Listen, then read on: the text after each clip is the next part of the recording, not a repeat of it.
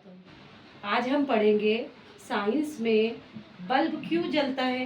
कल हमने पढ़े थे मौसल किसे कहते हैं, गैर मौसल किसे कहते हैं, मतलब कंडक्ट किसे कहते हैं, नॉन कंडक्ट किसे कहते हैं।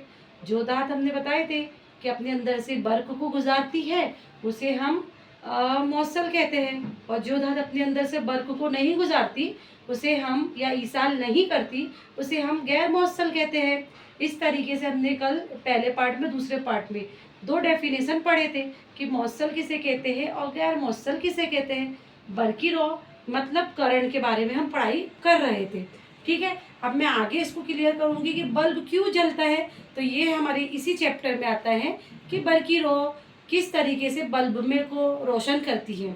ठीक है, तो अब हमारा ये टॉपिक है बल्ब क्यों जलता है। तो हम इसको जानेंगे किस तरीके से बर्की रॉ हरारत करती है। जब बल्ब में से बर्की रॉ गुजारी जाती है तो बल्ब का फिलामेंट मतलब होता है तार, जो बल्ब में बारीक तार होता है उसको बल्ब का फिलामेंट कहते हैं।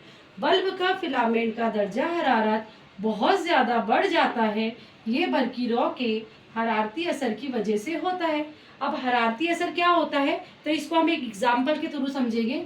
जैसे हीटर में और इस्त्री वगैरह में हम जब बर्की रॉ गुजारते हैं, मतलब प्लग पे लगाते हैं और बिजली उसमें से गुजारी जाती है, तो वो बर्की रॉ के हरारती असर की वजह से गर्म हो जाता है, मतलब इतना हरारत बढ़ जाता है बर्की रॉ के गुजरने पर। इसी तरह बल्ब में के फिलामेंट का दर्जा हरारत बहुत ज़्यादा बढ़ जाता है, जिसकी वजह से वो रोशन हो जाता है और बिजली हमें जलता हुआ दिखाई देता है। हमें लगता है बिजली चालू करने से बल्ब जल रहा है, लेकिन वो बल्ब में इसके फिलामेंट में उसका दर्जा हरारत बढ़ जाता है हरारती असर की वजह से, तो बल्ब जल जाता है। ये हमें इस टॉपिक में पूरी तरह से क्लियर हो गया। अगर आपको और कुछ पूछना है, किसी को भी कुछ डाउट है तो मुझे कमेंट करके ज़रूर बताएं।